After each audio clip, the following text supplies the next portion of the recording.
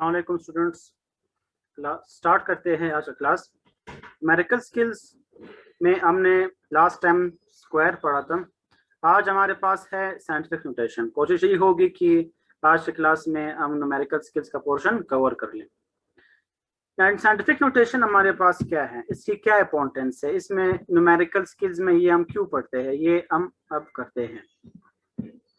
कोई भी इशू हो, स्क्रीन शेयर ना हो रहा हो या कोई और इशू हो, आप फौरन चैट में बता सकते हैं।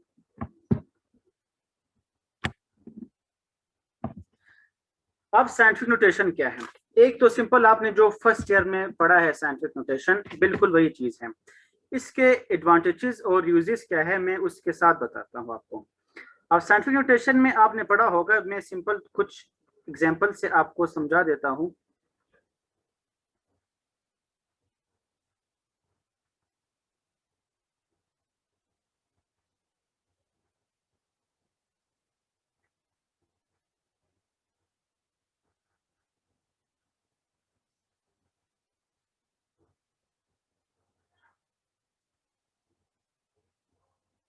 अब ये सिंपल क्वेश्चन है हमारे पास।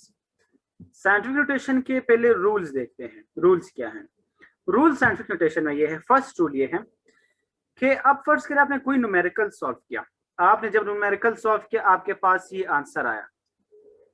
अब जब ये आंसर आया है, लेकिन जब आपने 4 ऑप्शंस देखे टेस्ट के दौरान, जो 4 ऑप्शंस आपको मिलेंगे उसमें कहीं पे भी ये ऑप्शन नहीं मिलेगा आपको। इन केस अगर इस तरह आया, क्यों नहीं मिलेगा? उसका रीजन ये है कि वो जो आंसर है वो आपको साइंटिफिक नोटेशन में दिया होता है, और अगर आपने साइंटिफिक नोटेशन नहीं पढ़ा तो आपके लिए आगे काफी मसला करता है। तो अब आपके पास ये कोई आंसर आया किसी न्यूमेरिकल का और इस 4 ऑप्शन में ये नहीं है, तो आप यही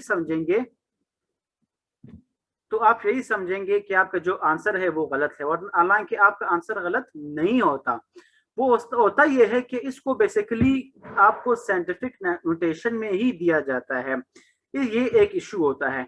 तो ऐसे नंबर, अब ये ऐसा नंबर है जिसमें आपको पॉइंट नजर नहीं आ रहा, जिसमें पॉइंट नहीं है, सो आप खुद से एंड में पॉइंट लगाएंगे।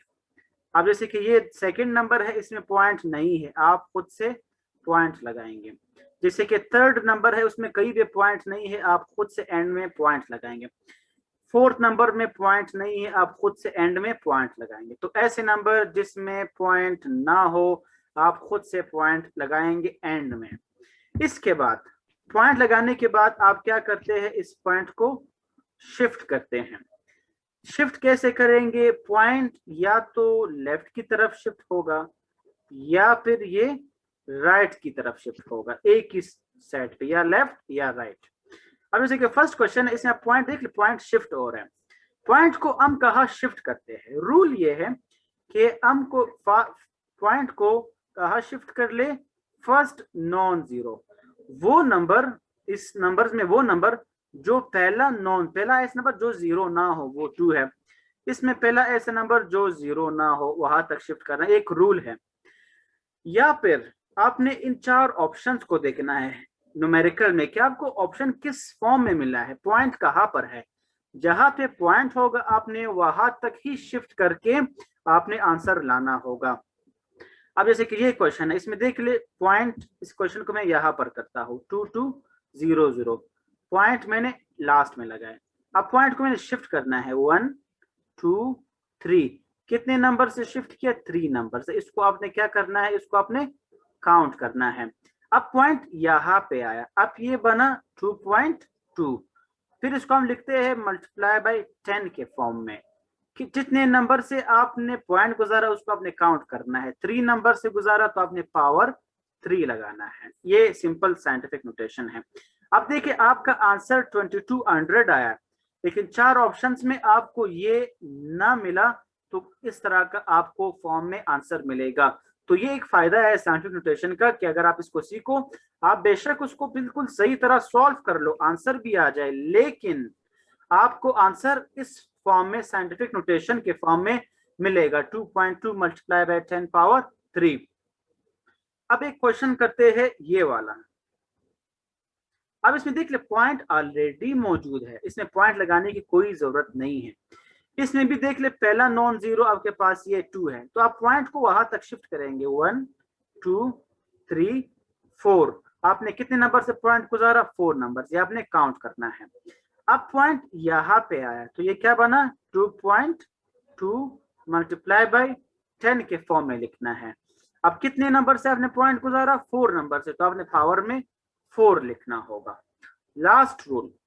अब इस फॉर्म में, इस फर्स्ट वाले क्वेश्चन में 2200 में आपने पॉइंट शिफ्ट किया है इस तरफ, मतलब आपने पॉइंट शिफ्ट किया है लेफ्ट की तरफ। जब भी आप पॉइंट लेफ्ट की तरफ शिफ्ट करते हो इसका पावर हमेशा इंक्रीज होगा। इंक्रीज का मतलब इसका पावर हमेशा आपने प्लस में लिखना है, मैक्सिमम लिखना है। जब भी पॉइंट जो है वो आपके पास राइट की तरफ शिफ्ट हो, ये आप पॉइंट को कहां पर शिफ्ट कर रहे हो? राइट की तरफ। जब भी पॉइंट राइट की तरफ शिफ्ट होगा पावर हमेशा डिक्रीज होगा, मतलब आपने इसको माइनस में लिखना होगा। अब ये -4 हो गया, तो ये 2 रूल याद करने हैं।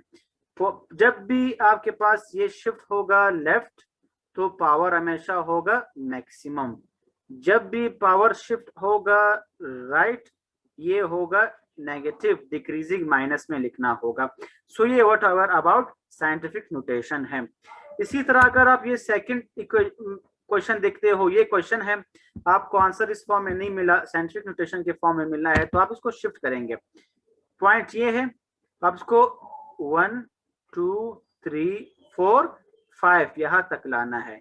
अब ये बना 9, फिर आप उसको मल्टीप्लाई बाई 10 के पावर में लिखोगे। कितने नंबर से आपने पॉइंट गुजारा? 5 नंबर से, तो इसको आप क्या लिखेंगे? 5 लिखेंगे। तो इसको आप 9 मल्टीप्लाई बाई 10 पावर 5 भी लिख सकते हो। तो ये साइंटिफिक नोटेशन के रूल है। पहला रूल ये है कि जिसमें पॉइंट ना हो आपने खुद से एंड में पॉइंट लगाना है। सेकंड रूल ये है, अगर पॉइंट को आप लेफ्ट की तरफ शिफ्ट करते हो पावर प्लस में लिखना होगा। अगर पॉइंट को आप राइट की तरफ शिफ्ट करते हो तब आपने पावर को नेगेटिव में लिखना होगा। सो ये what ever about scientific notation है।